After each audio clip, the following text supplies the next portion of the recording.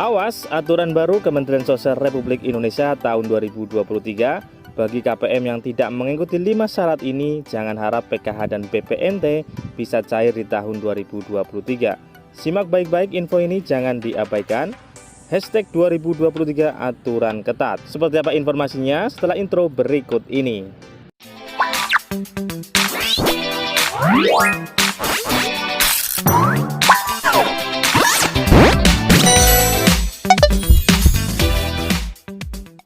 Halo, assalamualaikum warahmatullahi wabarakatuh. Salam damai untuk kita semua dan salam damai untuk masyarakat Indonesia. Berjumpa lagi dengan channel Naura Vlog, channel yang membahas tentang bantuan dari pemerintah.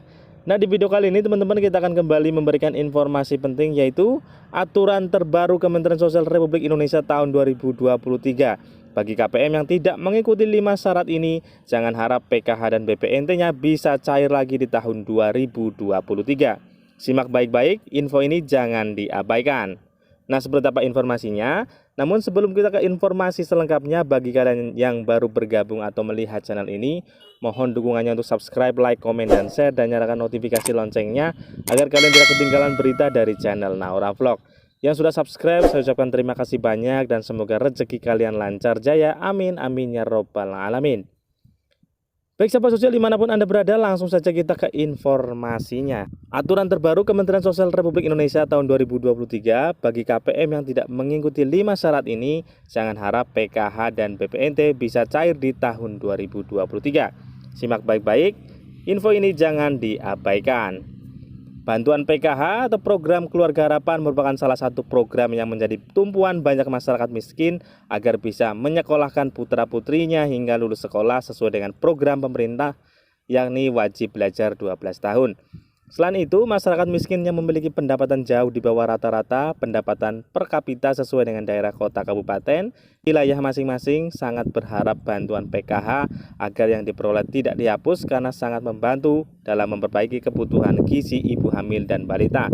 Namun yang terjadi di masyarakat bahwa bantuan PKH dipahami adalah diperuntukkan untuk semua golongan. Hal ini merupakan akibat dari kekurangannya sosialisasi pemerintah daerah untuk memberikan edukasi tentang sasaran program PKH di masyarakat. Bantuan uang tunai PKH akan dihapus oleh Kemensos jika kepesertaan dari penerima bantuan PKH tidak memenuhi unsur-unsur yang sudah ditetapkan oleh Kementerian Sosial melalui Direktorat Jenderal Perlindungan Jaminan Sosial. Mayoritas masyarakat tidak mau memahami bahwa bantuan PKH ini bersifat bantuan tunai bersyarat. Artinya, Anda sebagai keluarga yang ingin menerima bantuan PKH harus memiliki beberapa syarat sebagaimana yang telah ditetapkan oleh Kementerian Sosial. Berdasarkan informasi yang diterima, ada beberapa hal yang menyebabkan bantuan PKH Anda akan dihapus oleh Kementerian Sosial, dijelaskan sebagai berikut. Poin 1, tidak memiliki komponen lagi. Peserta PKH yang menerima bantuan PKH, sebagian salah satu syaratnya adalah mereka harus memiliki komponen dalam anggota keluarga mereka. Kemensos menentukan 3 jenis komponen yang di-cover oleh PKH. 1. Komponen kesehatan, itu ibu hamil dan anak 0-6 tahun. Komponen pendidikan, SD, SMP, dan SMA. Komponen kesejahteraan, lansia, dan disabilitas. Apabila tidak memiliki salah satu dari komponen di atas, maka PKH akan segera dihapus di tahun 2023. Kemudian poin yang kedua, meningkat kemampuan ekonominya. Seiring dengan diberikannya bantuan PKH terhadap keluarga miskin, diharapkan agar semakin baiknya tingkat kesehatan serta pendidikan anak-anak generasi harapan tersebut. Semakin mudah pula kesempatan keluarga miskin tersebut untuk mengembangkan diri karena adanya sekolah PKH yang membantu keluarga miskin dari merubah pola pikir dari perilaku hidup. Jadinya kalau sudah meningkat ekonominya atau penghasilan sudah meningkat, maka dipastikan akan dicabut untuk bantuan PKH-nya tentunya. Kemudian poin yang ketiga teman-teman, tidak komitmen terhadap aturan PKH. Ya, jadi PKH mempunyai aturan tentunya. Hal yang hampir dilakukan oleh kebanyakan masyarakat yang sebenarnya sudah tidak layak lagi menerima PKH adalah tidak memenuhi komitmen terhadap program PKH itu sendiri. Komitmen artinya siap dan sanggup mengikuti aturan yang sudah ditetapkan dalam bantuan PKH.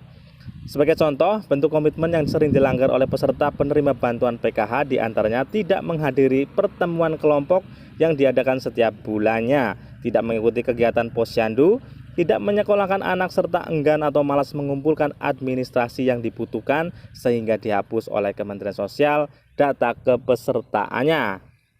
Kemudian yang keempat, memiliki penghasilan di atas ketentuan yang disyaratkan. Penghasilan memang salah satu indikator yang menjadi tolak ukur kelayakan sebuah keluarga untuk tetap mendapatkan bantuan PKH atau tidak. Namun masyarakat penerima bantuan biasanya berusaha untuk menyembunyikan jumlah penghasilan mereka dengan berusaha untuk menghindar ketika ditanya terkait penghasilan. Kemudian yang kelima atau yang terakhir, malas melaporkan perubahan kategori. Sebab yang terakhir ini adalah sangat berdampak fatal kepada penerima bantuan PKH dikarenakan bantuan untuk kategori tertentu yang mengalami perubahan namun tidak segera melaporkan dengan menunjukkan bukti yang valid dan sah. Secara otomatis sistem di Kemensos akan menonaktifkan kategori, bahkan dilakukan penghapusan jika tidak ada laporan secara aturan yang telah ditetapkan. Segeralah melaporkan perubahan yang terjadi dengan melampirkan bukti yang valid dan sah secara aturan yang telah ditetapkan. Sebagai contoh, kalian mempunyai komponen lansia dan kemudian sudah meninggal, dan segera laporkan bahwa KPM tersebut sudah meninggal agar bisa diwakilkan atau diturunkan atau diberikan kepada wakilnya tentunya. Kemudian jika mempunyai satu anak SD dan satu anak SMA, ketika SMA-nya sudah lulus maka segera laporkan. Jadi hanya menerima bantuan satu, yaitu untuk komponen sekolah dasar saja. Nah, itulah teman-teman yang harus kalian perhatikan agar tidak dihapus di tahun 2023. Semoga bermanfaat informasinya. Apabila bermanfaat silahkan share ke teman-teman kalian. Terima kasih. Wassalamualaikum warahmatullahi wabarakatuh. Salam damai untuk kita semua. Paling lambat tanggal 7 batas akhir untuk perubahan komponen PKH. Jadi sahabat sosial dimanapun Anda berada, bagi teman-teman semuanya yang mengalami perubahan komponen, seperti contoh dari balita menjadi sekolah dasar, misalkan, kemudian sekolah dasar menjadi SMP, SMP menjadi SMA, maka segera kumpulkan berkas-berkas yang diperlukan oleh pendamping sosial.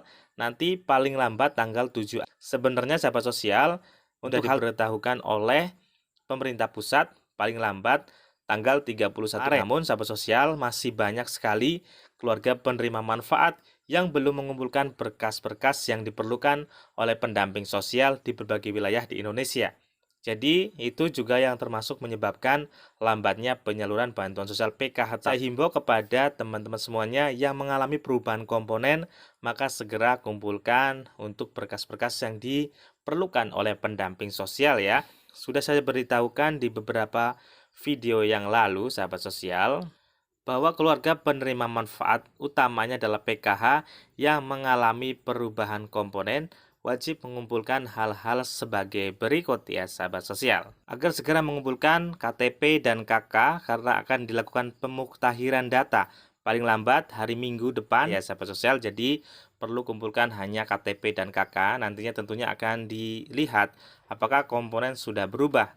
Biasanya nanti setiap ada perubahan, kartu keluarga pun akan ikut berubah ya sahabat sosial. Jadi teman-teman semuanya bagi keluarga penerima manfaat PKH, mohon dengan teliti apabila sudah merasa ada perubahan komponen segera laporkan ke pendamping sosial. Jadi jangan menunggu pendamping sosial yang mendata ya, karena pendamping sosial memegang anggota banyak sekali. Jadi apabila teman-teman semuanya sebagai anggota PKH juga harus mengerti, apabila ada perubahan komponen segera laporkan ke pendamping sosial. Nah, itulah informasi singkat teman-teman semuanya, semoga bermanfaat. Wassalamualaikum warahmatullahi wabarakatuh.